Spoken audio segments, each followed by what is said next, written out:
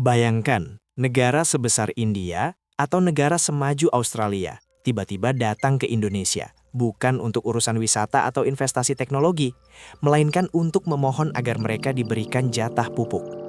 Sesuatu yang mungkin bagi sebagian kita cuma dianggap sebagai kotoran atau bahan berbau menyengat, sekarang justru menjadi emas hitam yang diperebutkan secara global. Kenapa dunia sekarang mendadak ketergantungan sama Indonesia? Dan apa yang membuat pupuk kita jadi rebutan sampai negara-negara besar rela antre? Tonton video ini sampai akhir, karena kamu akan menyadari bahwa Indonesia saat ini sedang memegang kunci keamanan pangan dunia yang belum pernah terjadi sebelumnya. Dunia saat ini sedang tidak baik-baik saja kalau kita bicara soal urusan perut. Krisis pangan membayangi banyak negara, dan akar masalahnya bukan cuma soal cuaca ekstrim, tapi soal bahan bakar utama tanaman, yaitu pupuk. Tanpa pupuk, hasil panen bisa anjlok sampai 50%. Nah, masalahnya, produsen pupuk terbesar dunia seperti Rusia dan Belarusia sedang terlibat konflik dan terkena sanksi internasional. Akibatnya, rantai pasokan dunia putus total. Disinilah Indonesia muncul sebagai pahlawan sekaligus pemain kunci yang sangat diperhitungkan. Kita harus paham dulu analogi sederhananya. Bayangkan, tanaman itu seperti ponsel pintar yang kamu pegang sekarang. Pupuk adalah baterainya. Tanpa baterai, ponsel secanggih apapun tidak akan bisa menyala. Begitu juga dengan pertanian di India yang luasnya luar biasa atau perkebunan di Australia yang sangat masif. Tanpa pasokan pupuk yang stabil, mereka terancam gagal panen massal. India, dengan penduduk lebih dari 1,4 miliar jiwa, tidak boleh main-main dengan urusan pangan. Sekali mereka kekurangan pupuk, stabilitas negara mereka bisa goyang karena rakyatnya lapar.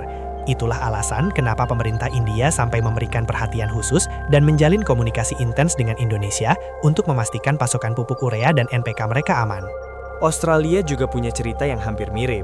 Selama ini mereka mungkin terlihat mandiri, tapi dalam hal bahan baku pertanian, mereka sangat bergantung pada impor. Ketika jalur logistik global kacau dan harga pupuk dunia melambung tinggi karena kelangkaan, mereka menoleh ke tetangga terdekatnya, yaitu kita, Indonesia. Mereka sadar bahwa menjalin kerjasama dengan Indonesia jauh lebih masuk akal secara logistik dan keamanan, daripada harus berharap pada negara-negara di Eropa Timur yang sedang tidak menentu kondisinya. Kalau kamu suka topik informatif yang membahas kekuatan rahasia Indonesia seperti ini, pastikan kamu klik tombol subscribe sekarang juga, biar nggak ketinggalan info menarik lainnya dari channel ini. Lantas, apa hebatnya pupuk buatan Indonesia sampai mereka semua memohon seperti itu? Jawabannya ada pada ketersediaan bahan baku dan kapasitas produksi kita yang raksasa. Indonesia punya cadangan gas alam yang melimpah, dan perlu kamu tahu, gas alam adalah komponen utama untuk membuat pupuk urea. Melalui PT Pupuk Indonesia, kita menjadi salah satu produsen pupuk terbesar di dunia, bahkan yang terbesar di Asia Tenggara. Pabrik-pabrik kita bukan cuma memproduksi dalam jumlah banyak, tapi kualitasnya juga sudah diakui secara internasional. Selain itu, posisi geografis Indonesia yang sangat strategis membuat biaya pengiriman jadi jauh lebih murah bagi negara-negara di kawasan Asia dan Pasifik. Bayangkan, kalau India harus mengambil pupuk dari Amerika atau Afrika, ongkos kirimnya saja sudah bisa bikin harga pangan di sana melonjak berkali-kali lipat. Dengan mengambil dari Indonesia, mereka bisa memangkas biaya dan waktu pengiriman secara signifikan. Inilah yang kita sebut sebagai keunggulan komparatif. Kita punya barangnya, kita punya lokasinya, dan kita punya harganya. Namun, ada hal yang lebih dalam dari sekedar jual beli dagang biasa. Fenomena ini menunjukkan bahwa Indonesia mulai memiliki daya tawar politik atau leverage di mata internasional. Ketika negara lain butuh makan, mereka butuh pupuk. Dan ketika mereka butuh pupuk, mereka harus bicara baik-baik dengan Indonesia. Ini adalah bentuk soft power yang sangat kuat. Kita tidak perlu mengangkat senjata untuk disegani. Cukup dengan memastikan bahwa pabrik-pabrik pupuk kita beroperasi maksimal, kita sudah bisa mengendalikan stabilitas kawasan. Pemerintah Indonesia sendiri sekarang sedang sangat cerdik.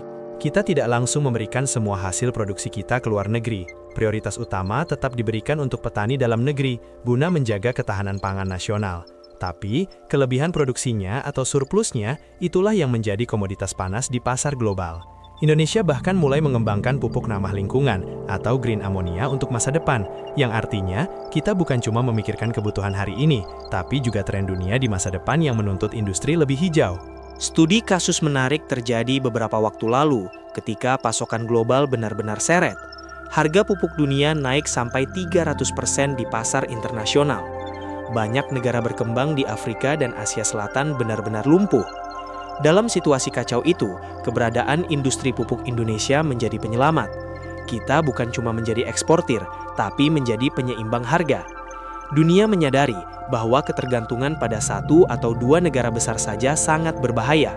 Itulah sebabnya mereka sekarang berbondong-bondong ingin mengamankan kontrak jangka panjang dengan Indonesia. Jadi, ketika kita mendengar kabar bahwa Australia atau India meminta kerjasama lebih erat di bidang pupuk, itu bukan sekedar berita bisnis biasa. Itu adalah pengakuan bahwa Indonesia adalah pilar penting dalam sistem pendukung kehidupan manusia secara global. Tanpa kontribusi dari tanah air kita, piring nasi di berbagai belahan dunia mungkin akan kosong, atau harganya menjadi tidak terjangkau oleh rakyat kecil. Ini adalah kebanggaan sekaligus tanggung jawab besar bagi kita semua. Melihat fakta bahwa Indonesia kini menjadi rebutan dunia hanya karena masalah pupuk, menurut kalian apakah Indonesia sudah cukup maksimal memanfaatkan momen ini untuk menjadi negara yang lebih berpengaruh secara global? Ataukah kita masih terlalu santai dalam mengelola potensi besar ini? Tulis pendapat kalian di kolom komentar di bawah ya, karena saya sangat penasaran dengan sudut pandang kalian semua. Sampai jumpa di pembahasan menarik selanjutnya yang akan membuka mata kita tentang betapa hebatnya dunia di sekitar kita, jika kita mau memperhatikannya lebih dalam.